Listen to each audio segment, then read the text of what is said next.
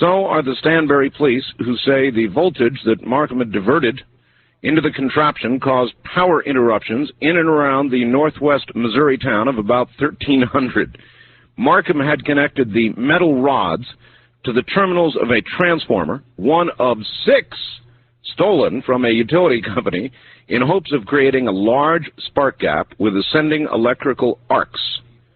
Marcum was arrested January 29th on a felony charge of stealing the transformers from a St. Joseph Light and Power generating station in King City.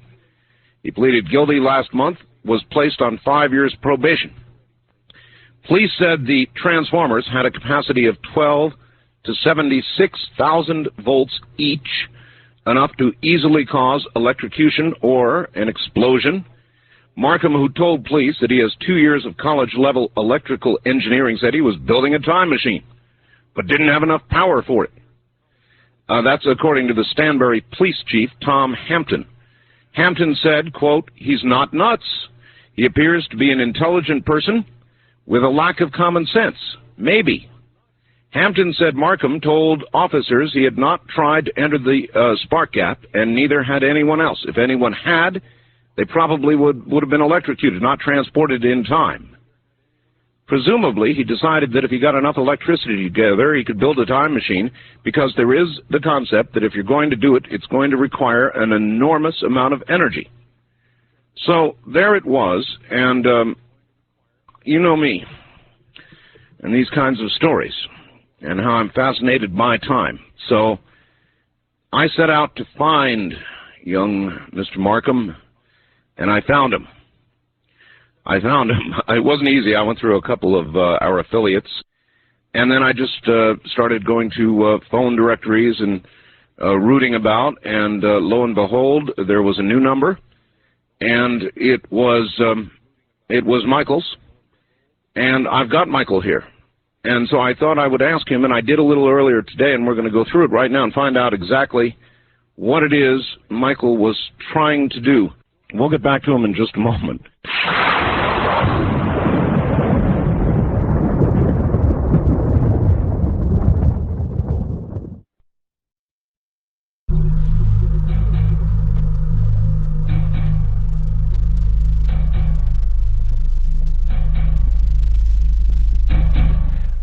Michael, are you there? Yeah. Good. First of all, had you heard that story before? Oh, about, yeah, the one I just read? Yeah. You've heard that, huh? Yeah. It's like I'm, like, collecting clippings on it now. Oh, you are? Yeah. How old are you, Michael? 21. 21. Pretty young. Yeah, very.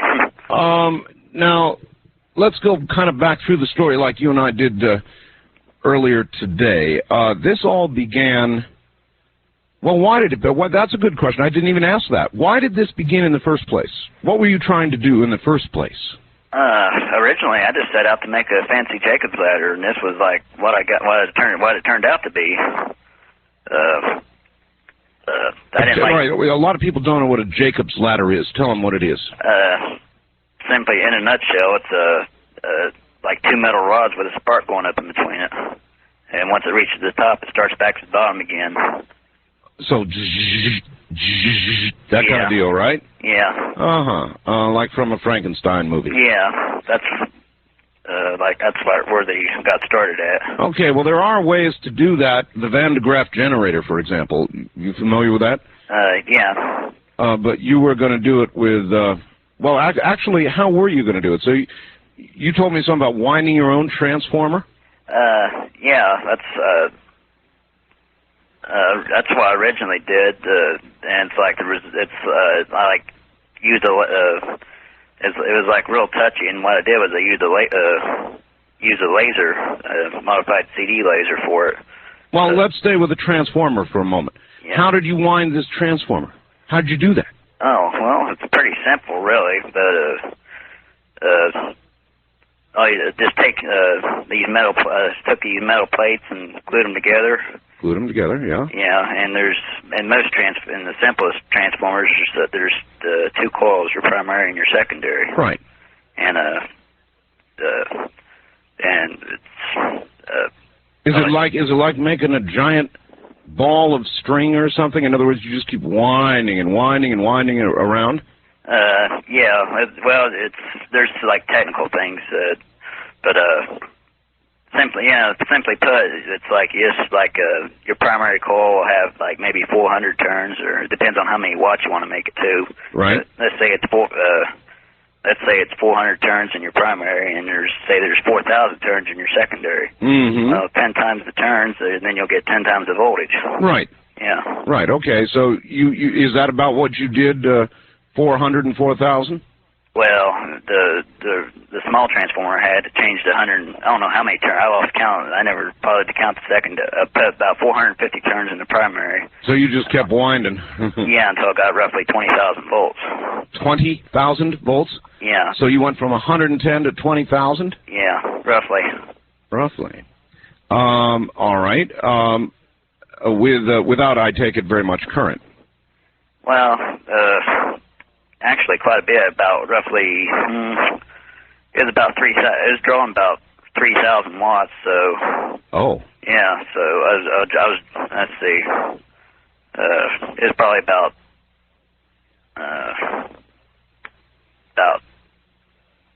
tenth of an amp. Tenth of an amp. All right. Well, that's a considerable amount when it's 20,000 volts behind it. Oh yeah, that'd knock you right on your butt. Oh yeah. So then you did this. You built this thing, and you had the arc, and you were able to achieve the arc. Is that correct? Yeah. All right. So here you have this beautiful arc going, and or was it not quite going the way you wanted it to? Well, it was like a little bit It was like kind of touchy, because it's like the bottom of the metal rods. Right. Where the spark starts. If they're too close together, the spark will stick. But if they're too far apart, it won't arc at all. So it was like real touchy. If I moved a fraction of a millimeter, the thing stuck, and if I moved it too far apart, it didn't do anything. So what I set out to do was use the heat from a laser to get it started, or something? Yeah, like get it going by itself. I see. The heat from a laser. That's interesting.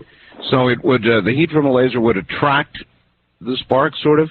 Well, in a way, the heat from the laser lowers the resistance to the air is what it does. Right. Gotcha. Yeah. So you got this laser by how'd you get the laser? Well, I practically made it from scratch. I took a CD laser and redid all the electronics in it, kind of like reinforcing it, you'd say. A CD laser. So you tore apart a CD player. Yeah. and so then you got the laser. Did it do what you wanted it to do? Start the spark? Yeah, but it's like had some other effects I didn't expect. Well, and therein lies the story. Other effects you didn't expect, like what? Well, it's like that spark's pretty hot, so you're going to have like a heat signature like right above it. But you mean kind of like a hazy glow or something? Well, kind of like wavy. If you take a lighter and look right above it, you'll see the heat from it. That's right. It's like real faint. But now I was expecting. I know that it's going to be probably an extra like a bigger heat signature from the laser, but this one was strange, almost right above it. It was like the regular heat signature, but it was like a almost circular shaped in the center. Sort of like a glow. Not really a glow. It's like if you don't really look at it, you can't see it. It's like normal. No. Is it like when you're out in the desert in the middle of summer and you see the shimmering coming off a road? Yeah. Is it like that? Yeah, but it's like, and normally those are just wavy lines straight up and down, kind of. Right. But this one had the straight up and down ones. They were kind of like circular. It's kind of like circular shaped in the center. Huh. And that was it's like I didn't know at first I didn't know what it was. not 100% certain now. That's what I'm working on now, trying to. Like, wait a minute now. Wait a minute. You're back at this again? Huh? You're back at this again, are you?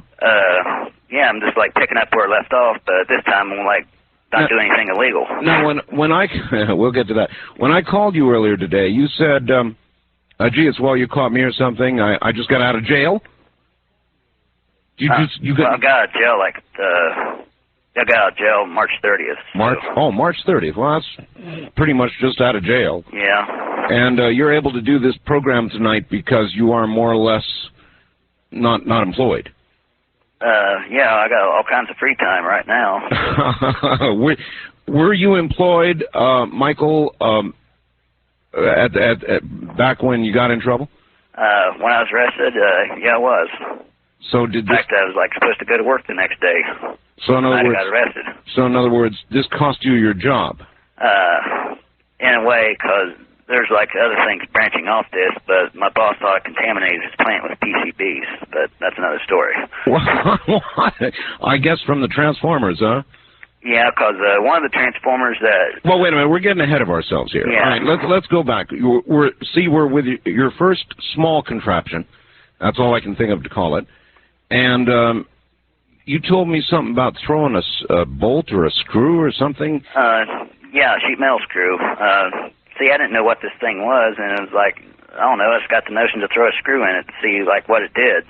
Because I never saw anything like that before. And I was like, kind of like testing it.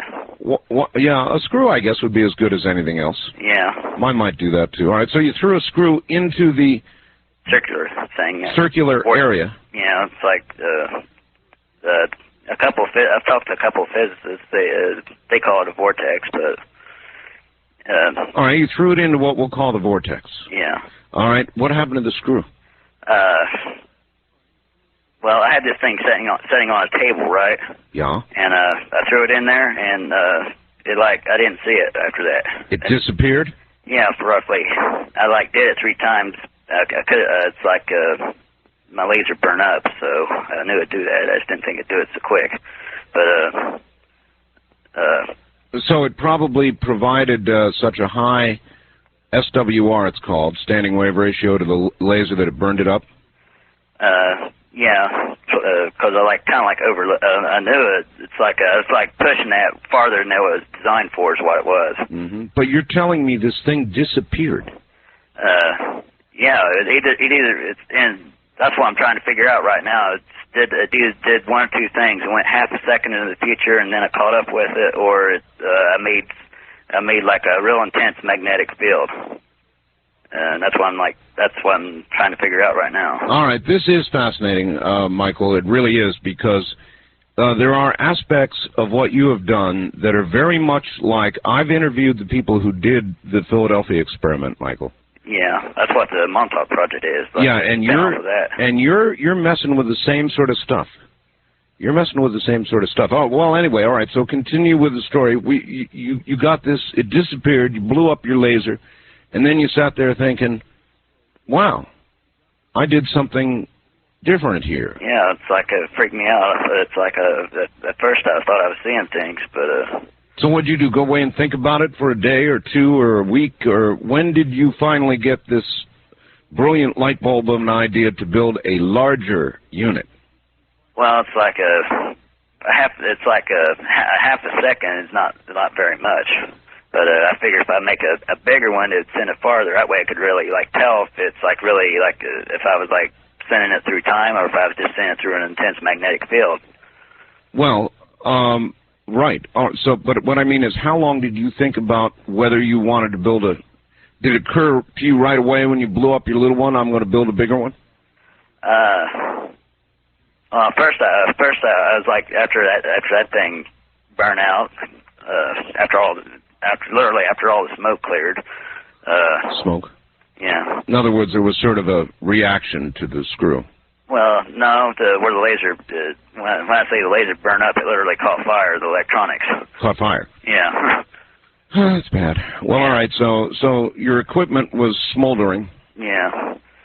And it's like I was thinking about just rebuilding the laser, Because the basic part of the laser's fine, but the part of the electronics, like, they were, like, totally ruined. And I was thinking, just rebuild the electronics and try it again. yeah, that's what I was thinking about doing, but I figured, because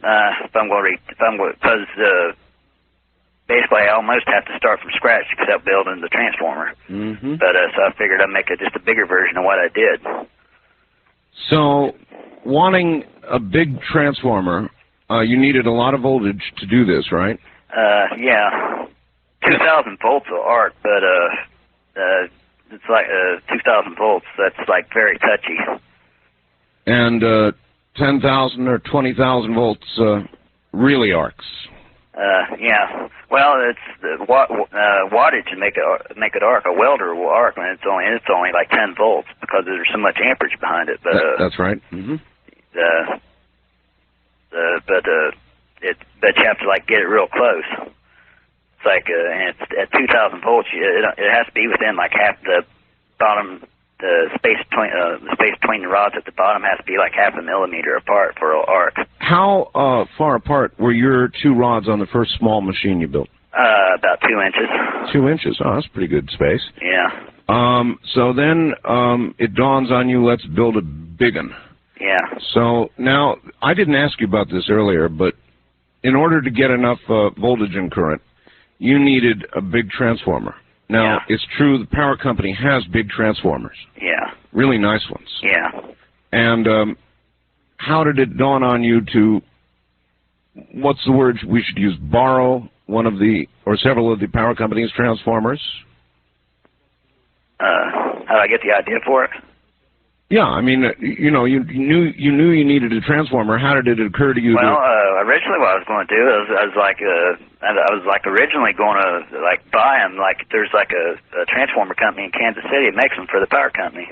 And well, there was an idea. Yeah, but it's like I could have like saved my money and bought those, but those are expensive. How much is a transformer? Just out of curiosity. Well, I'll give you an idea. When I buy them from the factory, I buy them at wholesale. But the St. Joseph Light and Power, the power company I stole them from, they valued the 6 transformers I took. They valued them at $13,600 some. Oh my! So that's not shoplifting. All right, Michael, hold on a moment. We've got a little business to do here, and we'll get right back to you. All right. So here we are, wanting now to build our big, at this point, what were you calling it, by the way? Obviously, it was no little entertainment thing anymore. Well, it's, like I said, I'm not sure what this thing was. It was either an intense magnetic field or some sort of time machine. Well, actually, it would have been a combination of electrical and a magnetic field, I guess. Yeah. So anyway, plans got big. You decided you wanted to build a great big one. So, according to the story, you had 2 big poles on your porch. Is that correct? Yeah, 3/8-inch metal rods. Really? How big? You mean how long? Yeah. Mm-hmm. Roughly 4 feet. Oh, that would have made a big spark. Yep. Big spark. And so you had the rods, and you needed the transformers desperately. Yeah. You probably could have saved up for it, but you didn't. You made a mistake. Yeah. And you in a hurry. So what did you do? Did you sneak into their yard? Oh, you mean In other words, how'd you get the transformers? You didn't heist them off a pole, of course. Oh, heck no. So they were noticed immediately. They were gone then. But these were just sitting by a substation in King City. Just sitting there. They were just sitting. Yeah, just sitting. They've been sitting there ever since I moved to Missouri. So. You hated to see them languishing without use. Yeah, well, they were just sitting there rusting, and heck, they don't even use them. Heck, in fact, right now they just got them put away for safekeeping. They say so. Probably historical record. Yeah, now. So anyway, what did you do? Take a pickup truck? Those things are heavy, aren't they? Yeah. The biggest one I had weighed 350 pounds. Ooh. Well, then you must have had an accomplice. Yeah, a couple of them. Couple of them? Yeah. I don't know. I haven't talked to them. Their court date was the same as mine, and they didn't look too happy with me. So. I'm sure they weren't. No. So anyway, somehow you talked them into helping you out in this venture. Yeah. And you snuck down there, no doubt, late at night. Well, it was right in broad daylight. Broad daylight? Yeah, roughly 11 o'clock in the morning. Really? Yeah. Wow. And so in broad daylight, you took the transformers, loaded them up in a pickup truck, I guess? Yeah. And hauled them to your house? Yep. I see. And you had how many of them? 6. Why 6, Michael? Well, I mean, why did you feel you needed 6? Well, originally I was just going to take a couple of them, but it's like You got carried away. Yeah, pretty much. I see. All right. So you got the transformers to your house, and then you, I guess, hooked up the secondary. No, it would have been the primary of the transformer to the poles, correct? Yeah, basically I just hooked it backwards. Yeah, that's right, backwards. So the primary was hooked to the poles. The secondary, you hooked up to the power coming into your home? Yeah. Mm-hmm. What happened when you did that, by the way? Well, I didn't get to the big version of it. I didn't get the laser part yet. I was going to order that from New Jersey. Had you, had you produced a large spark with it? Yeah. That's another thing too. Before I was like arrested on the 30th, and on February 3rd, I was going to pick up like 60 feet worth of cable so I can reinforce the cable to my house. So. You mean actually coming in from the pole? Yeah. What were you going to do? Climb the pole? Pretty much. Oh, Michael. Because I figured if I called the power company and had them reinforce the cable to my house, I'd like draw suspicion. So. Well, I'm sure it would. Yes, it would. They would want to know why. Yeah, why I need a cable that carries 2,000 amps instead of the usual 200. Now, so you did though. You nevertheless hooked it up and you turned it on, didn't you? Yeah, I hooked up the smallest one that I could hook up without like overloading the cable and causing a fire. Yeah. What happened?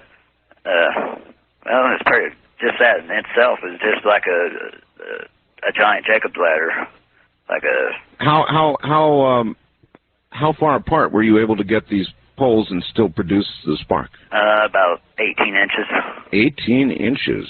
Yeah, it was the smallest one I had. It was changed 240 to 12,470. 12,470. So when you did this, according to the newspaper, you blacked out or browned out portions of your whole town. Is that correct? Yeah, I was like overloading the power grid because I was drawing more power than I thought it was. Well, what got you caught? Was that what got you caught? No.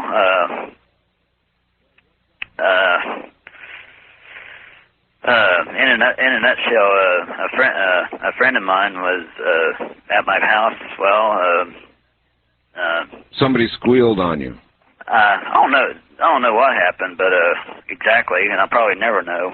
That's in the past. I ain't really worried about that now. But what happened was a friend of mine, like from my house, shot a BB gun, like shot out my next door neighbor's sliding glass door window. Uh-huh. Yeah, and I got the cops snooping around. So. And they just happened to see this incredible rig on your porch. No, they came. That happened at roughly. I can't remember. This was back in the end of January. That happened around noon or 1 o'clock or something like that. Mm-hmm. And they came by with a search warrant at 11 o'clock at night. So obviously they had seen it then, and they decided. They'd never been in the house. Right, but they didn't have to be to see the porch, did they? Well, it was like the porch was closed in. And all the windows were boarded up. Oh, I see. Like stuff like that, I like try to keep out of sight. Could it be? I guess, Michael, when you started a big gap, an 18-inch gap like that, it would have created an intense white light. Well, let's see, it was a 5,000 watt spark, so it was. It would have been very intense, and it's like maybe from your neighbor's perspective, Michael, they would hear this, and their lights would dim, and they'd look over they'd look over at your porch, and they'd see this white light streaming out from all the little cracks and places, and they'd get worried. Could that be? That's a possibility. All right. So no, the main thing, they were like, see, it's like there was like a. That's the reason. That's one of the reasons I moved from Stanbury, because half that town wants my head on a pole. I have the feeling. You mean they don't like you now? Well, it's like I don't know if this is just another unfounded rumor or not, but like a lot of those people's television sets are ruined and stuff like that, because I was like drawing so much power, and it was like normally it's between 110 and 120 volt outlet, and well, it's like they were estimating. This is just what I've heard. I don't know if it's a fact or not, but they were estimating I was like bringing it down to like 80 volts, 80, 90 volts. That is damaging to electronic gear. Yeah. So a lot of people in town with appliances that now are doorstops are probably not happy with you. Yeah, pretty much. Most of it is just like lights would flicker and like dim real bad and stuff like that. But evidently, it's people that were just happened to be watching TV when I operated it. See, I operated that thing at night too, so yes. That way, not a whole lot of people were like. I hadn't see at first when I hooked this thing up. I thought it was a 5,000 watt spark. I figured it'd be see, these transformers ain't as efficient as I first thought they would be. Yeah, well, it was like drawing a heck of a lot more than I thought. A lot more current? Yeah. Yeah. You weren't going to walk into the middle of that spark gap, were you? No. I was like, made the big version if it did the same thing. I was like going like throw something else for it, like not something that's like something a little bigger than a screw to disappear, maybe. Yeah, like maybe an orange or something like that. And if it came out like in one piece without getting fried to crisp, then you would have walked in? Well, there's other things too. It's like the Philadelphia experiment. People were like, from what I've heard, people were buried in the deck. Yeah, embedded in walls and stuff like that. Yeah, because you can't tell where you're coming back out. Yeah, because you lose your time lock, but. Would you have eventually done it if the orange came out okay, and then maybe you tossed a cat in or something? The cat came out. I don't want to say that, but I figured. You were going to toss a cat in. Well, if everything else came out all right, like totally unscathed. Then the cat would have gone in. I'd probably try something that was alive and small, like a grasshopper or something like that. That would be good. Yeah. Before the cat. Yeah. All right, Michael, hold on. We'll be right back to you. We're going to find out what he's experimenting with right now, and I may take a couple calls here.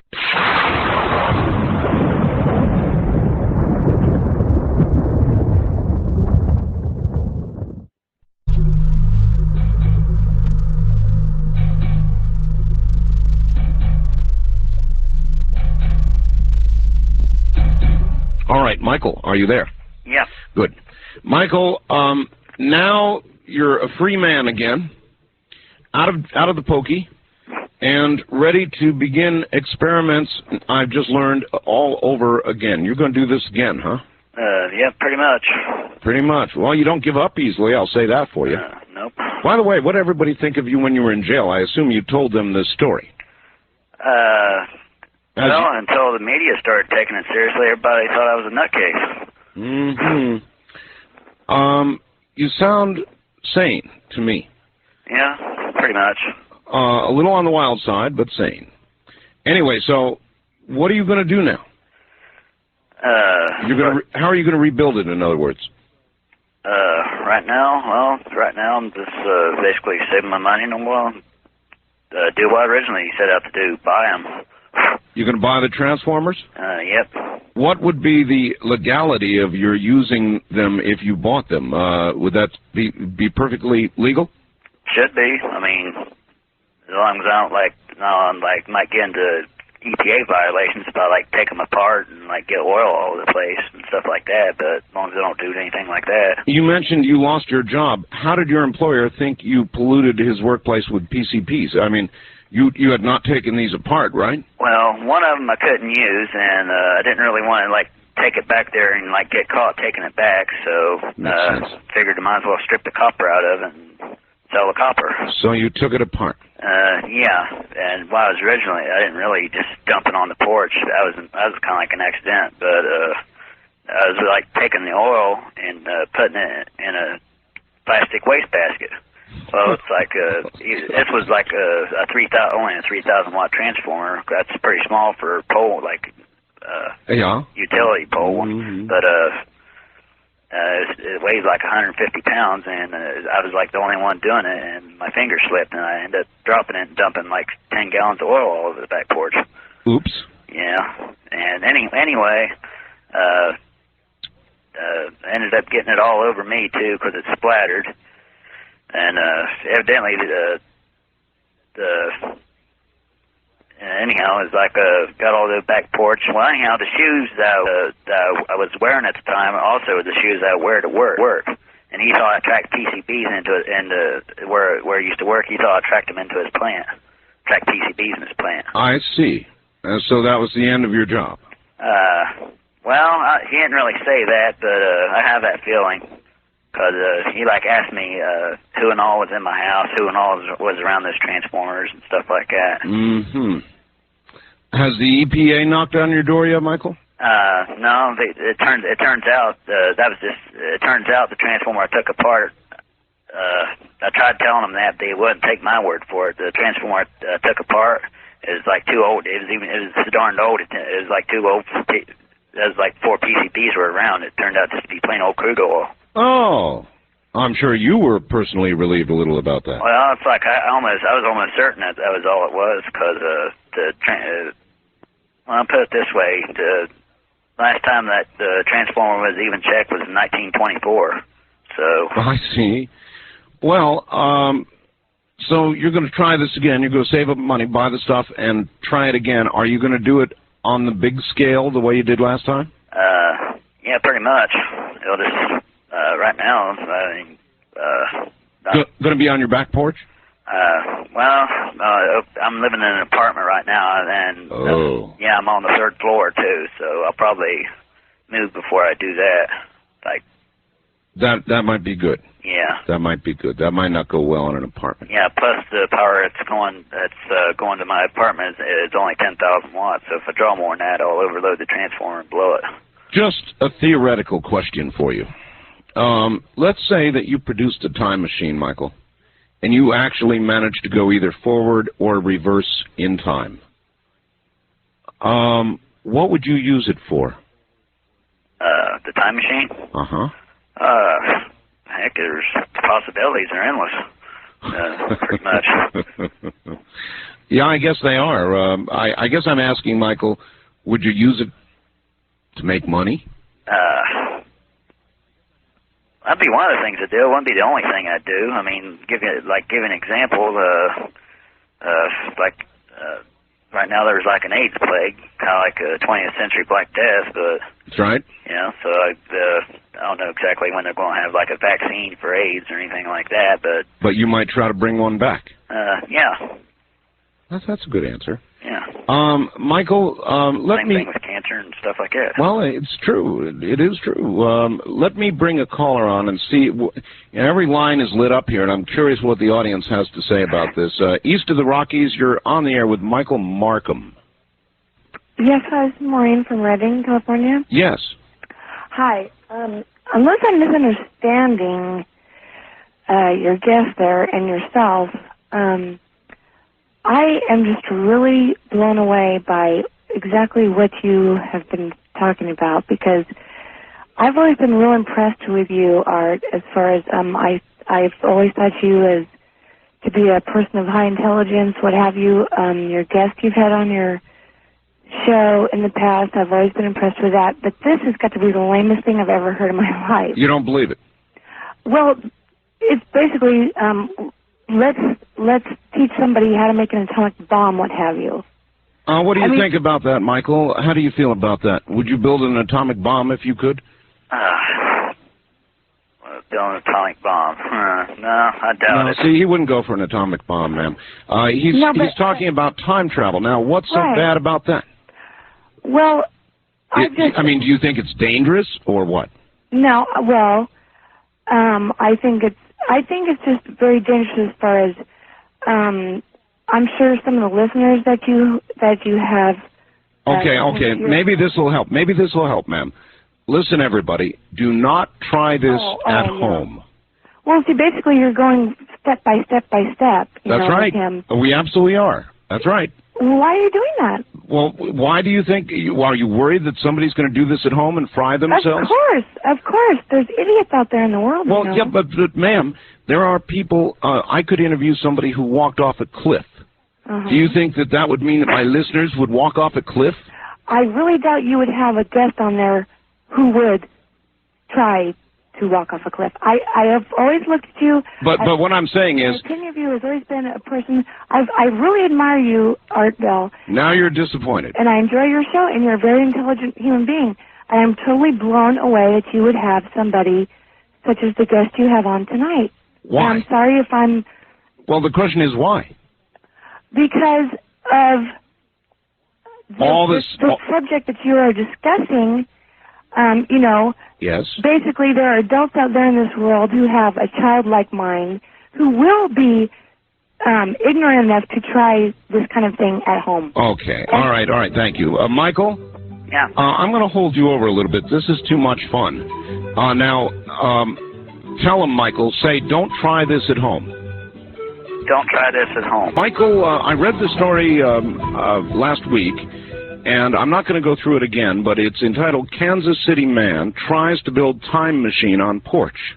Now, long story short, he built a small, well, it wasn't supposed to be a time machine to begin with. It was just supposed to produce an arc and be cool. And his small model, which he used a laser from a CD to cause the spark to begin to move up Jacob's ladder. That's what it's called, Jacob's ladder. When he got it all going, he noticed a very strange, sort of shimmery effect above the arc, and he threw a screw into it, common screw, and the screw disappeared. Well, now we're into something else. So our hero, Michael, went over to the power company and stole 6 power transformers, which he then hooked up to his line at home and made a giant model on his back porch using 2 gigantic poles, about 4 feet high. And he got himself a big Jacob's ladder. He also ruined a number of appliances, browned out most of the town that he lives in, and that, of course, is where the police entered the picture and appropriated Michael's transformers. He lost his job. He went to jail. He's recently out. I somehow found him yesterday. We've been interviewing him for an hour, and we will continue to do so in a moment. Every line is jam-packed full, so a lot of people want to talk to Michael. A couple of faxes that have come in. Here's one. Art, all my life, I've been reading books and collections of unsolved mysteries and events. Several times, I've come across a story about archaeologists discovering a perfectly machined, completely modern sheet metal screw. This screw was embedded in a piece of quartz that is at least 10 million years old. This has always been a totally unexplainable, unsolved mystery until tonight. Dave in New Braunfels, Texas. Then this, great show, Art. If time travel is possible, be aware the Earth, solar system, and universe are traveling thousands of miles per hour. If Michael's screws traveled through time, they'd be far from here in space. That's from Albany, Oregon. And this, I'm going to fax a diagram to you, basically what your guest is talking about, except that it will not work with electrical energy. A massive power source, such as your guest is speaking about, would create something that is more than anyone at this time would want to deal with. This system was being played with in Colorado, without getting into names, using low-frequency EMF. This, hey Art, I think the time machine idea is interesting, but did the bolt come back exactly the same? Was the bolt analyzed to see if the material had changed at all? And on and on and on. I've got a whole pile of faxes here. Michael, did anybody analyze the bolt? No, I was just by looking at it. It weighed the same. It looked the same. It looks exactly the way it did before I threw it in. So the bolt literally disappeared from view. I mean, when you threw it in and it went into the field, Michael, it, in other words, it disappeared. When it came back, was it still suspended in air, and then did it drop down, or what? Well, like I said, this thing was like sitting on a table, right? Normally, when you like throw something, it'll like follow a parabola and land. That's right. Well, I didn't see it like go through the air. I just saw it appear on the table. Wow. So, in other words, you threw it, and in midair, it literally disappeared.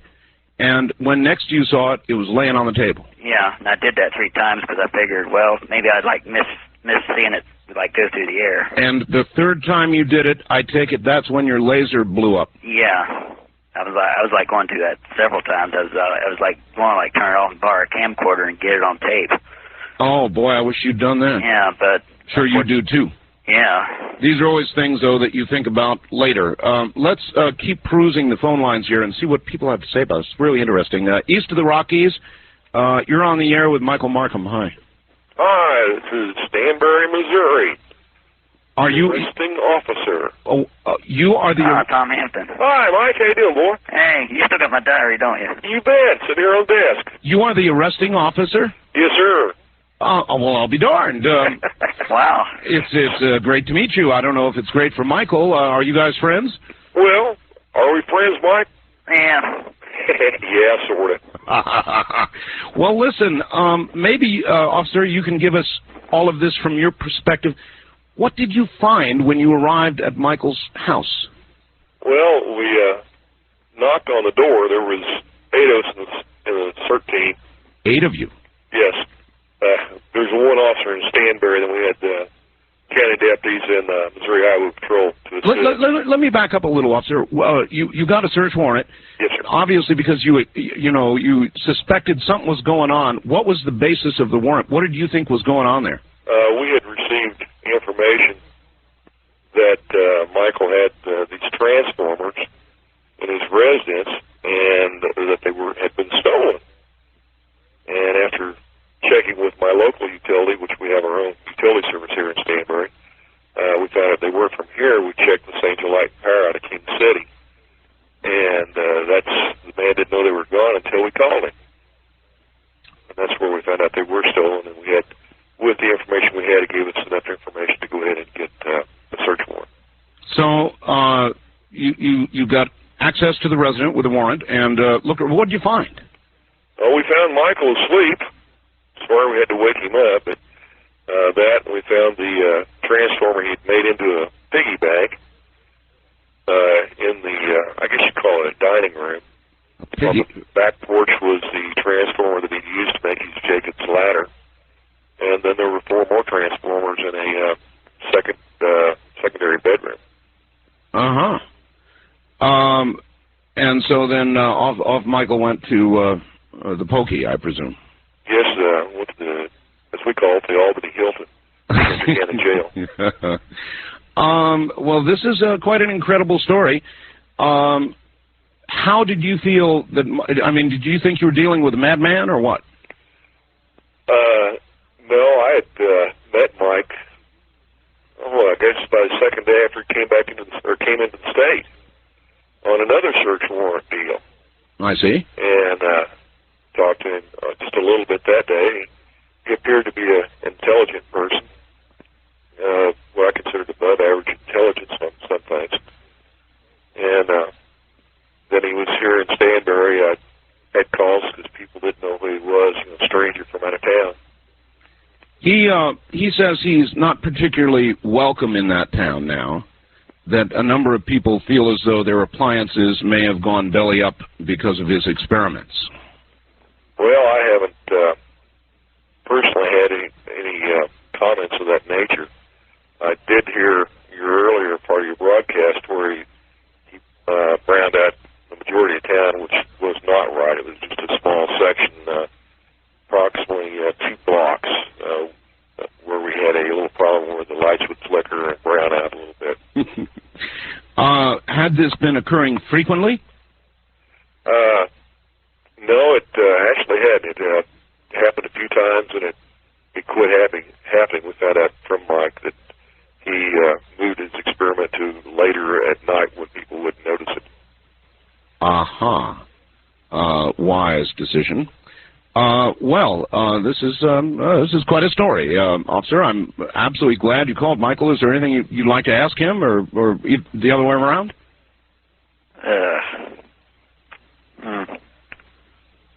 Think about it, Mike. Are you suggesting that Michael should not proceed to try this again? I personally wouldn't, because of all the hazards involved. Electricity is a very dangerous toy. Indeed. And it's just one slip, and it's your last slip. I wouldn't do it. Well, I did like his electric cigarette lighter he had. You might have him explain that to you. His electrical cigarette lighter? Yes. All right, officer. The one I made out of the microwave? Yeah. Officer, thank you. Thank you, sir. We appreciate you calling the arresting officer in the case. Wow.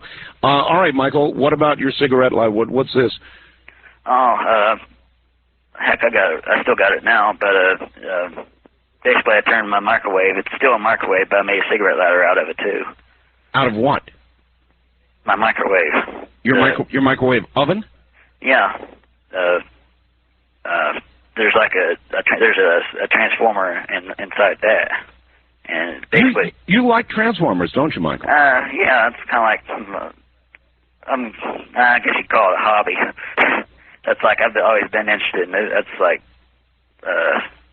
I've always been interested. Heck, I've been interested in those things since I was like 12 or 13. So you know, there were physicists in this article who commented that you were actually more or less on the right track. I mean, they sort of, even though they didn't think you should be doing it, they more or less endorsed the direction you were going in with regard to time travel. Yeah. And so I'm kind of with you. I mean, I know the young lady and the officer are saying, don't do it, don't do it, don't do it. Yeah. But well, they're afraid I'm going to turn myself into fried bacon or something. Well, of course, and you may. Yeah. You may. I mean, there is that risk, isn't there? Yeah, because with high voltage, you don't have to touch it. You just get too close to it, and you're a goner. So. You get in the corona, and that's all she wrote. Yeah. And that's actually what you were talking about doing ultimately, getting in that corona. Yeah. All right. East of the Rockies, you're on the air with Michael Marcum. Hello. Artmeister, Sky. Yes. In New Orleans. New Orleans, yes. Yes, Michael? Yeah. Yeah, first off, I think I'd like to party with you, dude. What I like about me is asking two of my favorite questions of all time. What if we try this, and also why not? It really is true. And with a comment of the physicist here in the article, I mean, I really do understand his investigative, curious mind. I'm very much the same way. Right, because anything's possible unless it's already been proven physically not to be possible. But just a couple comments and then one question. One, I hope you take in and leaving very good notes, because, you know, you may send yourself into the wild blue yonder, yeah, and someone can maybe pick up where you left off, even though we would say we'd miss you. Yeah. And next thing is, if you do see yourself making progress, I'm sure you'll be taking everything, you know, wisely and step by step. Do not let any kind of big company, bureaucracy, or anything horn in or try and get in on a piece of the action, because you know what that'll end up being like. Just like everything else, it'll be totally taken away from your control, and you'll just be more or less cast to the wayside. Yeah, that's like what I'm worried about right now. Cause, yeah. I would just move carefully before you make any decision or any step, because I've got, you know, some government experience, and just take a very careful step. Don't ever jump into anything. Yeah. And my last question is, next time you, I guess that vortex, I guess for lack of better words, it doesn't sound like exactly what it was, but anyway. Best way to describe it. Yeah, because, well, anyway, you know what a vortex is. What about a digital stopwatch, you know, measuring into the hundredths of a second at least? You know, chunking that through. There's an interesting idea. Thank you, sir. He's saying throwing a stopwatch through. Now, that is interesting, Michael, because if the stopwatch made it out the other side... Yeah, not the electronics getting destroyed. And there had been, well, even if it's mechanical... Yeah. Of course, then it would be subject to a mechanical field, probably stop it cold. But if you could get one through, it might provide you with an idea of whether it actually went through a time distortion. Yeah, like set two of them, keep one, throw the other one in, set for the exact same time. That's good, Michael. Yeah. Very good.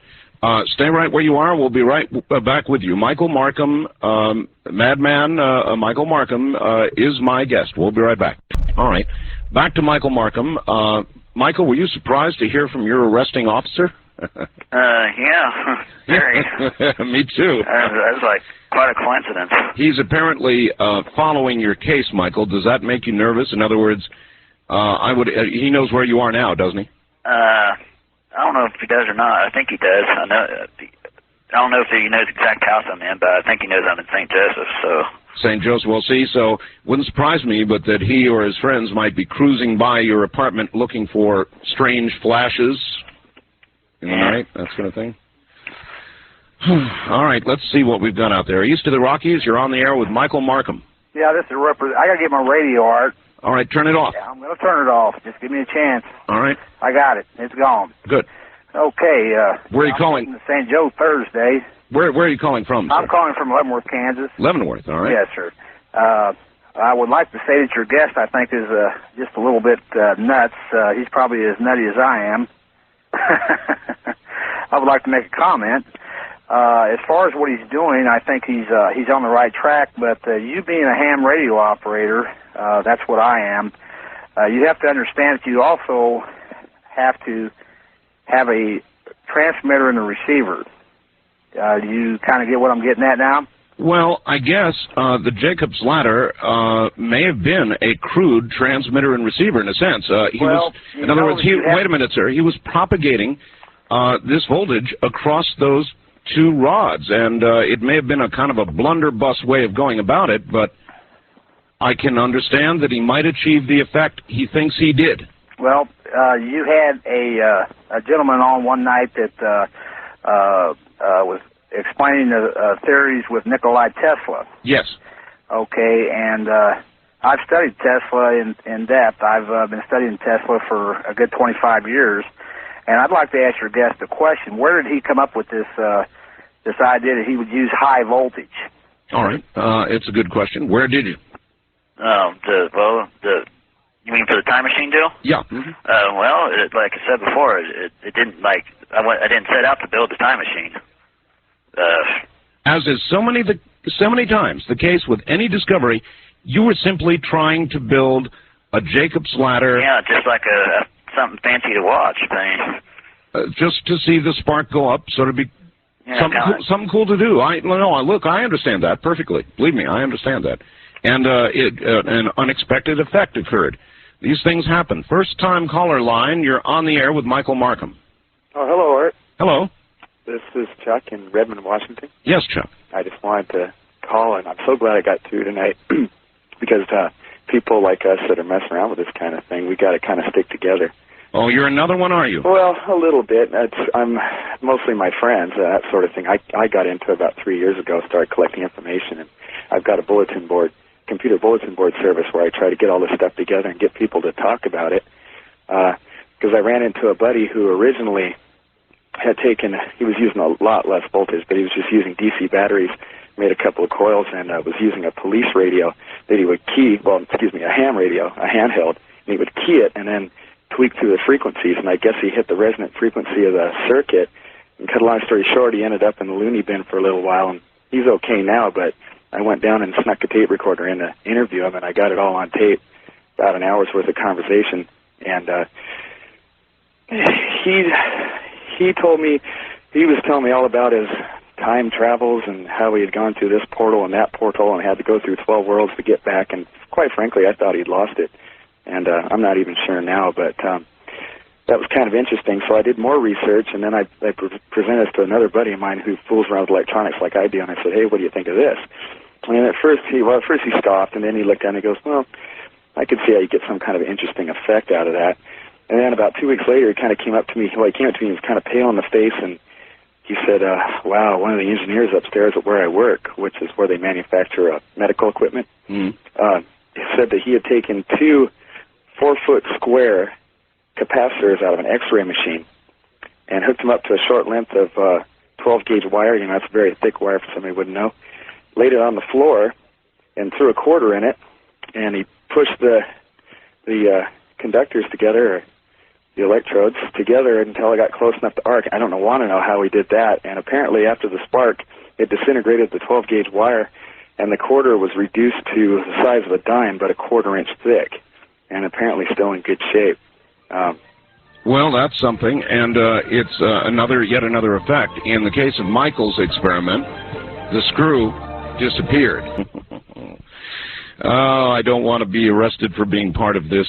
But nevertheless, it's a good offer. How do you feel about the possibility, Michael, of somebody coming along and being your mentor, even more than this, maybe contributing money to build a great big gigantic version?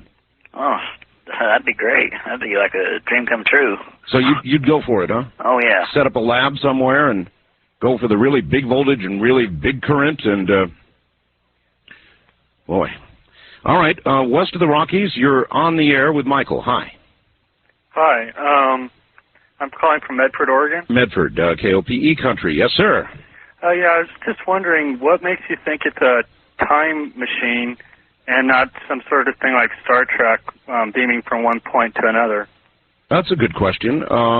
Yeah, what makes you think you're on the track of time here, Michael? It disappeared. The question is where to go and for how long? Well, that's like, well, before my laser burned up, that's pretty much just other side. I had to go by what I saw. So right now it could be several things. Like it could have been like it could have went through time. It could have went through like something like the Philadelphia experiment, and like made it invisible or something like that. I'm not like 100% certain what it is, but I'll say this much, Michael. All kidding aside, you know, I think that if I had done what you'd done, and I'm the kind of person likely to do that. I disassembled all my mom's appliances when I was about 8 or 9 years old. Yeah. And I'm a big experimenter, so if I'd noticed an effect like that, I'd be on it too, like glue, and I'd keep going. I mean, who cares what people say, right? Yeah. Is that your attitude? Yeah, pretty much. Everybody's got their opinion. Yeah, they sure do. And here's another one for you. East of the Rockies, you're on the air with Michael Marcum. Hi. Hello, Art. This is Christoph from Kansas City. Yes, sir. Right near Michael's home. Yeah, right near. My question would be, I would like to know if you guys would explore some of the more technical aspects, such as which direction in time it might be going. If indeed he did get to a point where he himself could step through it, how he would be sure that he could get back from which direction he went. That's an interesting question. Although the screw came back, and he was going to try, I think you said an orange next, or something like that. Yeah. And see if it came back intact. And then maybe a kitty cat. And then maybe Michael. Would you, I'm curious, Michael, would you have stepped in yourself, or would you, if you got to that point, or would you have looked for a volunteer? Well, if I'd looked for a volunteer and he didn't make it back, I'd make me guilty of murder. And I already had like 60 days in jail, and that was plenty enough for me. So you wouldn't want to be on trial like O.J.? No. Of course, they wouldn't have a body. Yeah, that's true, but heck, I don't know. So you would have done it yourself then? Yeah. I still felt even if I wasn't like legally wouldn't have like been found guilty of anything, I still wouldn't have wanted like anybody to do that. Okay. Wild card line, you're on the air with Michael Marcum. Hi. Hi there. Yeah, I've got about 2 or 3 questions for Michael, and it's a very, very interesting program. This is John from Reno. Yes, John. It's a great program. Did he have any Tesla research information before he started this? That's a good point. Have you looked into Tesla at all, Michael? Yeah, it's science in general is like really, that's, I don't know, I guess you could call that my hobby. I read all sorts of books. Let's see, I've read Tesla. Right now I'm reading there's this book, I forget who it's by, but it's like the string theory of the universe, so. Right. Yeah. Okay. Well, how about the Philadelphia experiment? You checked that one out too? It's like real hard to find information on that in libraries, so I'd like, I've got like this past conference I went to just a few days ago, found out like information on that, information on the Montauk Project, which is a spin-off of the Philadelphia experiment. Michael, let me add something here. Michael, we did a program with one of the people involved in the Philadelphia experiment. And Michael, he gave all the technical details of exactly how they did it in the program. Was that guy Al Bielek? Al Bielek. I'm trying to get in touch with that guy. I can get in touch with Mr. Bielek, and what I'm telling you, though, is we did a program with him in which he gave the exact technical details, the RF field and the electrical field that they used, the intensities, the power, the whole thing. Yeah. And you might want to get a copy of that program. It's the only... I'll tell you how to get that, all right? Or maybe I'll even have it sent to you. On the east of the Rockies line, you're on the air with Michael Marcum. Yeah, you got Ray from Fargo, Missouri. Hi, Ray. Yes, my cousin just called me. He called you from Leavenworth, Kansas. Oh, yes. Yes, he didn't hear the answer to his question on the high voltage. And he was just wondering, he didn't hear the answer because he had to turn his radio off, and he called me and said he's only allowed one call a night. That's a true statement. So he would like to hear that, and... well, all right, rephrase the question then for us. Well, I'm not sure exactly what he asked. He just said that he asked a question about the high voltage, something about where did he get the information for that. And I think that, I've been listening, and it's amazing about the way that works, and I'd like to hear the answer, and if you would give me a few seconds to go and shut my radio off. All right, well, I'm not exactly sure how to respond to it. Do you remember the original question, Michael? Something about the high voltage? Yeah. I'm not sure. We went through it, and Michael explained how he built the first transformer. Yeah. And then how he obtained the following transformers. And so I'm not sure exactly what... how can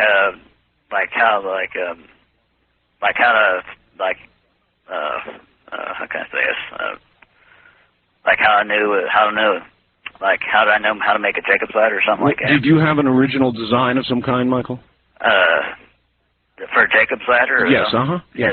The Jacob's ladder in and of itself, just to make a Jacob's ladder, is pretty simple.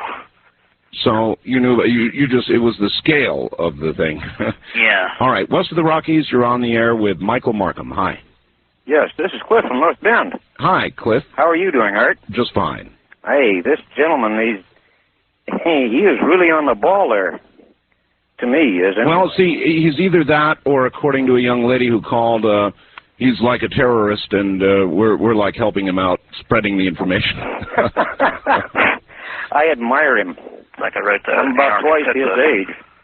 I'm sorry, Michael, what did you say? That one was as if I wrote the Anarchist Cookbook or something. Yeah, that's exactly right, the Anarchist Cookbook.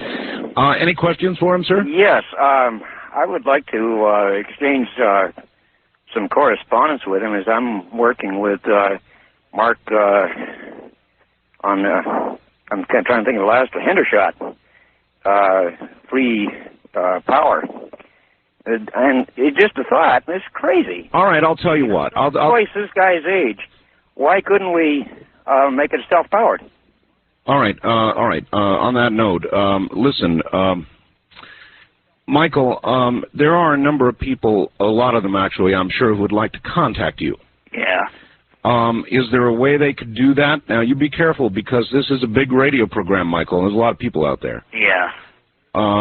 Do you want to hear from anybody who would like to help you out or sure. correspond with you? How would they do that? Well, you can either give out an address or a phone number. It's up to you. Well, I guess I don't, let's see. Yeah. Think about it. Yeah, heck. I don't think they're all going to come at once, and like 10,000 people come to my house at once. I don't think that's going to happen. Well, I wouldn't rule it out. Yeah. That'd be a heck of a sight. Maybe rather than giving out your address, Michael, you'd like to think about giving out your phone number or not. Well, it's already published in the phone book, so might as well. All right. What is your phone number, Michael? It's 816-232. Right. 4019. All right, let me give it again. 816-232-4019. All right, we've got just a little more time here. So on the wild card line, you're on the air with Michael Marcum. Hey there, Michael. How's it going? Pretty good. Yeah, this is Will in Spokane. The original, I think, mad scientist when I was probably about 4 years old. Incredible idea that you have. What was your education? I was in about 2 years ago. I was actually it was from November '91. So about a year and a half later, I was like majoring in electrical engineering. Oh, major! Jesus, you're only 21. Yeah. Wow. I like graduated when I was 17. So what would you recommend to Michael? Would you say keep going or stop now? I'd say get in touch with me. That's what I'd say, and continue on. All right, well, you've got Michael's number. Actually, I don't. All right, I'll give it to you now. You want it? Yeah, I do. It's area code 816. 816, 232. 232, 4019. 4019. Okay, my name's Will. And maybe I'll give you a call, huh? Okay. All right. There you have it. West of the Rockies, you're on the air with Michael Marcum. Good morning. Well, good morning, Art. I think I'm going to go out and play the lotto now. Hey, listen, I've really enjoyed this show. That woman that called and a couple of the naysayers that have called up, I'm going to have to say they're all but persistence. This has got to be the funnest show you've ever done. Anywhere from getting this guy after I heard the story initially last night on your show, and then this morning, and then the police officer calling up, Art. This has got to be the greatest show that I have heard in a long time. I want to know, though, is, Mike, are you going to be publishing? Oh, that's a good question. Writing a book? Yeah. Yeah, a book or, some sort of just a technical manual or something like that, or, theory manual. All right, there you go. Heck, there's, there's all sorts of books out there, like, on this subject, so, I don't know. That's, remains to be seen. Maybe if you, on a larger scale, get to try the experiment. Yeah, it's it's another thing, too. If I get this thing in, it actually works, heck, I could write a book, do a movie, and do all kinds of stuff then. And hopefully tell us whether it was a lone gunman or not. Yeah, that's another thing I'd like to do too. This may sound like a joke, but heck, I'd like to go back to you really killing Nicole Simpson, but that's another thing. Well, I guess that would be a laudable use of it, and maybe we could cut this whole damn trial thing short, Michael. Yeah, that's what I'm saying. All right, hold on just a moment. We'll be right back to you. All right, Michael, I'd like your reaction to this. Art, thanks so much. I've really been tiring of hearing all the crap that's going on in the world, the dollar-yen crisis, the Iran, Russia-China nuclear crisis, everything in the U.S. is in crisis, the OJ crisis. It's refreshing not to have to listen to any of it at 11 o'clock tonight. No, instead, you've chosen to share with all of us someone near Kansas City, my hometown, who is either truly on the cutting edge or merely yet another deranged madman. I frankly don't care if he is. It's just so nice to hear the tale of somebody's courage and following their intuition and going for their dream. Thank you, Waldo in Tehachapi. There you are. You're not a deranged madman, are you, Michael? No. No? How would you describe yourself? My strange experiments, basically just like anybody else. Well, I don't know about it just like anybody else. Well, that's the way I see myself. To you, you're normal. Yeah. All right. East of the Rockies, you're on the air with Michael Marcum. Yeah, I was interested in talking to Mike about possibly publishing, as in one of your last callers said, publishing information. I am a computer junkie, basically. My name's David. I'm from Houston. So you'd like to interview him? Well, what I'd like is, if he ever does go to the whole publishing stage, is to see if I could get him to send me the information on, what the outcome is. Maybe not exactly what he's doing, because, of course, he might want to keep that to himself, or keep other people from trying it, but Basically, get an overview of, what type of information he's dealing with, what he's doing, what the outcome is, and possibly show it to the public to see if they like it at all. All right, and that winds into an earlier call. Thank you. We will give Michael's number one more time here. You're going to be on the phone a lot, Michael. Michael, the guy asked, are you taking notes? I mean, are there any notes so that if you stepped into the gap and turned into a French fry, that people could read and see where you went wrong, maybe? Yeah, overall, like a general, like writing down every little thing, but I'm like keeping the general idea down. Okay. We've got so many calls. East of the Rockies, where are you calling from, please? In Kansas City. Kansas City, yes, Good morning. How are you? Fine. Mark is just as north of me in St. Joseph. I'm down here in Independence. That's right. And, by the way, I have to echo the last caller. It's a refreshing difference from the stock market report. There you go. For which we have no control. Mark, I need to ask you something. It's Michael. Michael? Yeah. When you approach the day when you build the quote-unquote Arc of Triumph, give me a call because I want to make sure I plug in my surge suppressor first, okay?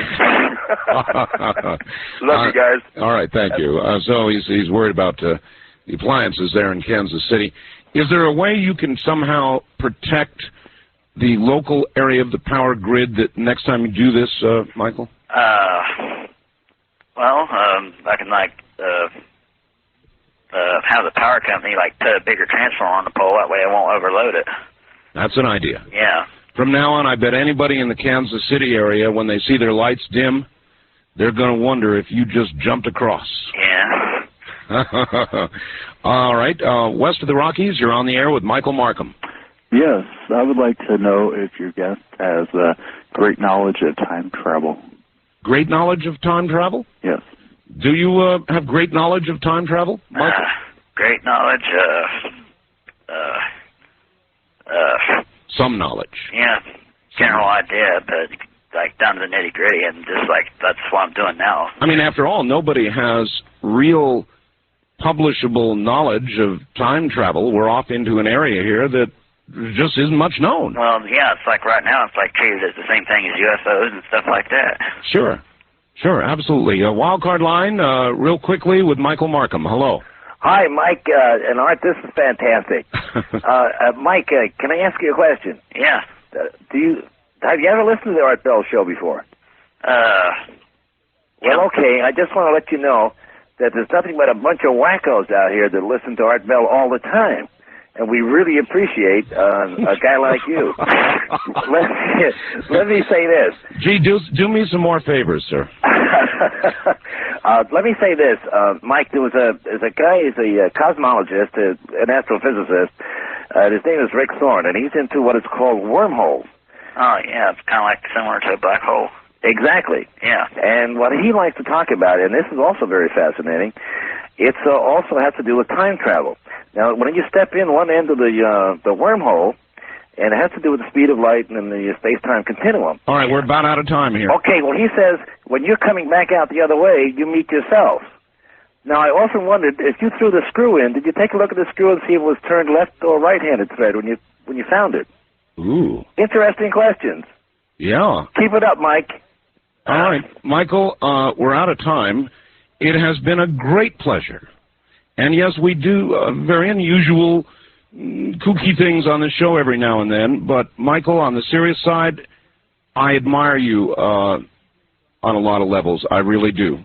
Not the stealing of the Transformers, but what you're doing and what you're trying to do. And I really appreciate your coming on the program. And we'll get your number out one more time. You're going to hear from a lot of people now, Michael. Okay? You take care, my friend. Uh-huh.